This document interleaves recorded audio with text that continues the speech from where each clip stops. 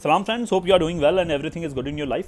पहली वीडियो के अंदर मैंने आप लोगों को बताया था कि CSS मैंने जर्नी कब स्टार्ट की थी 2021 में, और एक साल तैयारी की थी और इस टाइप की मैंने कुछ मोटी मोटी बातें आपको बताई थी। अब इस वीडियो के अंदर मैं ऐसे और कंपोजिशन के ऊपर आऊँगा कि मैंने उसकी तैयारी कैसे की थी और मेरी कहाँ कहाँ गलती थी। ऐसे की तैयारी के लिए जो मैंने स्ट्रेटजी इख्तियार की, मैंने डिफरेंट टीचर से पढ़ा और मैं थीसिस स्टेटमेंट पर स्टक हो गया कि यार थीसिस स्टेटमेंट कैसे लिखनी है और थीसिस स्टेटमेंट होती क्या है, थीसिस स्टेटमेंट कैसे बनाते हैं और क्यों ज़रूरी होती है, लिखनी चाहिए नहीं लिखनी चाहिए। ऐसे फजूल सवालात मेरे जहन में आते गए और मैं उनका जवाब ढूंढता गया। एक महीना मैंने ऐसे ही ज़ाया किया कि भाई थीसिस स्टेटमेंट मैंने सही बनानी है, पेपर पास हो जाएगा। और अल्लाह के बंदों, मैं आपको ये बात सच बता रहा हूँ, जब आप पेपर देते हो सुबह 9 बजे स्टार्ट होता है प्रेसी का पेपर, अगर पहला प्रेसी है, इस बार प्रेसी हुआ था, और दूसरा पेपर होता है आपका ऐसे का, तो ट्रस्ट मी आपका दिमाग ही काम नहीं करता। आपका दिमाग ही काम नहीं कर रहा होता कि यार मैंने इसको इस तरीके से लिखना है। आपकी क्या चीज़ वहाँ पर वैल्यू करेगी? आपकी नॉलेज और आपकी राइटिंग स्पीड। थीसिस स्टेटमेंट का थोड़ा सा concept, it's more than enough. आप लोगों को कोई वहाँ पर ऐसी थीसिस स्टेटमेंट नहीं लिखनी है जो फ्लॉलेस हो। आपने वहाँ पर सिर्फ ऐसी लिखनी है कि जो गलत ना हो। आपने अपना पेपर सिर्फ ऐसे अटैम्प्ट करना है कि जो गलत ना हो।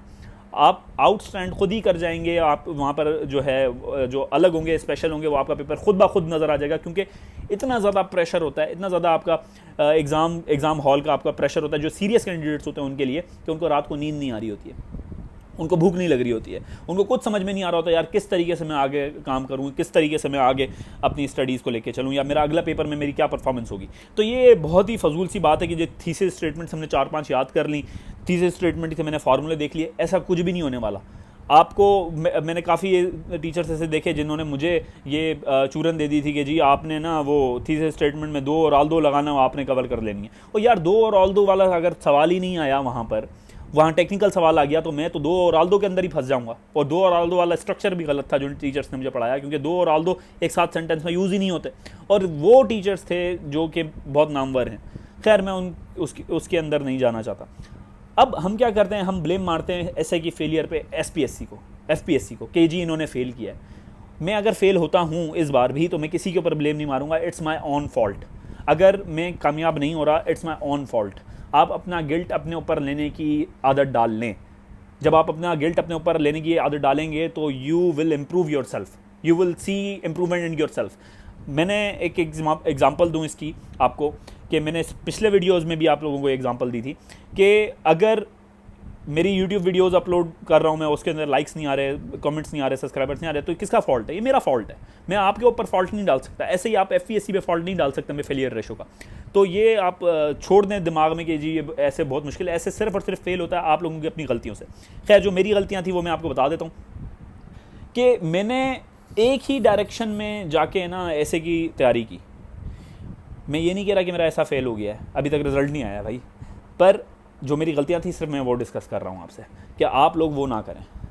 उसके अंदर सबसे बड़ी गलती है, मैंने स्टैटिस्टिक्स सही तरीके से जमा नहीं किए थे। स्टैटिस्टिक्स जमा करना लाजमी बात होती है कि आपने स्टैटिस्टिक्स निकाल के रखे हुए कि पाकिस्तान का करप्शन में कौन सा नंबर है। ये छोटी मोटी तो आप सबको पता होती है, पर कुछ स्पेशल स्टैटिस्टिक्स जो कि आपको आउटस्टैंड करें दूसरे स्टूडेंट्स से, वो आपने लाजमी निकालनी है। वो मैंने नहीं निकाली थी, मैंने नॉर्मल सी स्टैटिस्टिक्स निकालनी थी।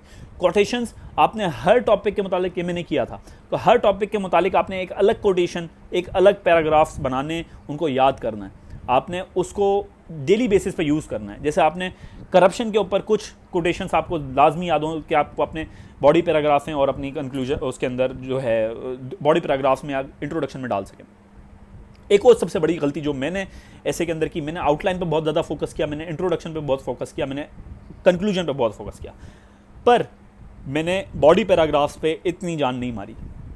ये गलती थी, ये गलती आपने नहीं करनी। अगर कोई करना चाहता है, किसी को लगता है कि मैं वहाँ पर जाके कर लूँगा, तो ये आपकी अपनी मर्ज़ी है, पर ट्रस्ट मी वहाँ पर जाके आपका दिमाग बंद हो जाता है। तो ये चीज़ आपने लाजमी देखनी है कि आपने फुल प्रिपेयर होके कम से कम आपको 20 ऐसे आपने पहले लिखने हों, पहले लिख चुके हों आप 20 ऐसे डिफरेंट टॉपिक्स पे, डिफरेंट डायमेंशंस पे, और उसको आप किसी अच्छे जो टीचर हो उसको चेक करवा सकें। वो टीचर जो कि आपकी ग्रामर भी देखे और आपके आइडियाज़ भी देखे। और एक और सबसे बड़ी बात, जब मैं CSS के बिल्कुल करीब पहुंच गया एग्ज़ाम्स के, जब मैं अटेम्प्ट देने के बिल्कुल करीब आ गया, तो मुझे एक बात समझ में आई कि यार CSS का ऐसे का पेपर जो मैंने तैयारी की थी वो तैयारी ठीक थी ही नहीं, उसके अंदर मैंने 360 के अंदर घूमना था। जैसे एक मैंने जो अटेम्प्ट किया था वो था कि intercultural communication is a panacea to avoid third world war. तो इसके अंदर ये था कि intercultural communication is a panacea, panacea बोलते हैं दवाई को या उसके सॉल्यूशन को, is a panacea to avoid third world war, कि इंटरकल्चरल कम्युनिकेशन होगी तो अवॉइड होगी थर्ड वर्ल्ड वॉर। अगर मैं पहले अटैम्प्ट कर रहा होता तो मैं सिर्फ इंटरकल्चरल को डिफाइन करता, मैं पेनिसिया को उसको थोड़ा सा डिफाइन कर देता, मैं बता देता कि अच्छी बात।